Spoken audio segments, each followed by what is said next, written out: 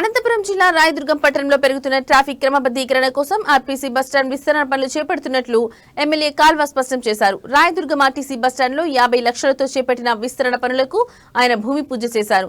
ఈ సందర్భంగా ఆయన మాట్లాడుతూ ఆర్టీసీ బస్టాండ్లో కొత్తగా 3 అదనంగా ప్లాట్ఫారాలతో పాటు దెబ్బతిన్న ఆర్టీసీ బస్టాండ్ భవనాన్ని పునర్నిర్మిస్తామన్నారు. ప్రస్తుతం పాత బస్టాండ్ నుండి నడుస్తున్న ఆర్టీసీ బస్సులు అన్నింటినీ ఇక్కడి నుంచే బయలుదేరడానికి వీలుగా ఏర్పాట్లు చేస్తున్నట్లు పేర్కొన్నారు. అలాగే ప్రైవేట్ బస్సులు కూడా ఇక్కడికి సమీపం నుండే బయలుదేరే విధంగా చూసుకోగలిగితే పట్టణంలో సాధ్యమైనంత వరకు ట్రాఫిక్ అంతరాయాలు తగ్గుతాయన్నారు. ముఖ్యంగా పాత బస్టాండ్ ప్రాంతంలో ట్రాఫిక్ రద్దీ పెరిగిపోయి సాధారణ ప్రజలు చాలా ఇబ్బందులు పడుతున్నారన్నారు.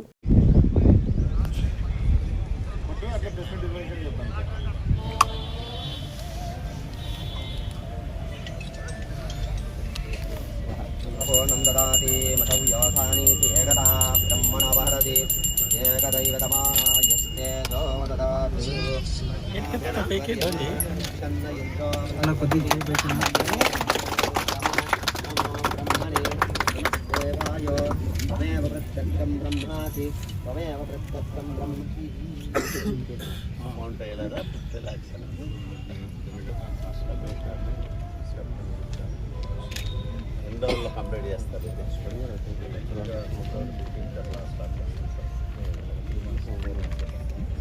ఆంధ్రప్రదేశ్ రాష్ట్ర రోడ్డు రవాణా సంస్థ బస్టాండ్ల విస్తరణ కార్యక్రమాలను చేపట్టింది.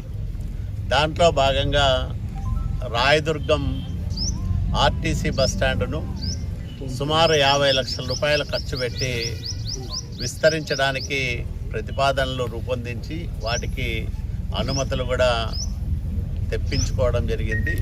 ఈరోజు ఆ కార్యక్రమానికి భూమి పూజ చేశాం. ఇప్పుడు 6 ప్లాట్ఫామ్లు ఉంటే మరో 3 అదనంగా ప్లాట్ఫామ్లు నిర్మిస్తారు.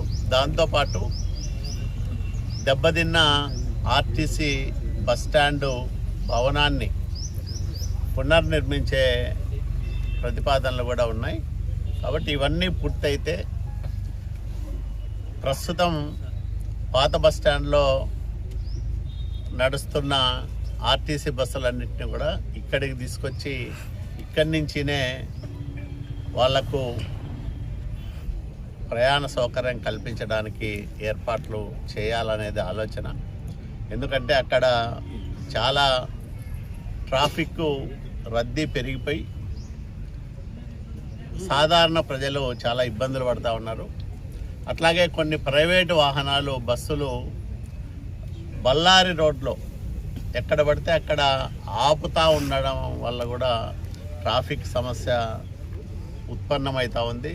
ముఖ్యంగా సాయంత్రం వేళల్లో బళ్ళారి రోడ్లో విపరీతమైన రద్దీ ఉంటుంది. ఇవన్నీ పరిష్కారం కావాలంటే ప్రైవేటు బస్సులు కూడా ఇక్కడే సమీపంలో ప్రారంభం కావాలా. అట్లాగే ఆర్టీసీ బస్సులన్నీ ఆర్టీసీ బస్టాండ్ నుంచి బయలుదేరే విధంగా చూసుకోగలిగితే పట్టణంలో సాధ్యమైనంత వరకు ట్రాఫిక్ క్రమబద్ధీకరణకు అవకాశం వస్తుంది. ఆ రకంగా భవిష్యత్తులో చర్యలు తీసుకుంటామని నేను మనవి చేస్తాను.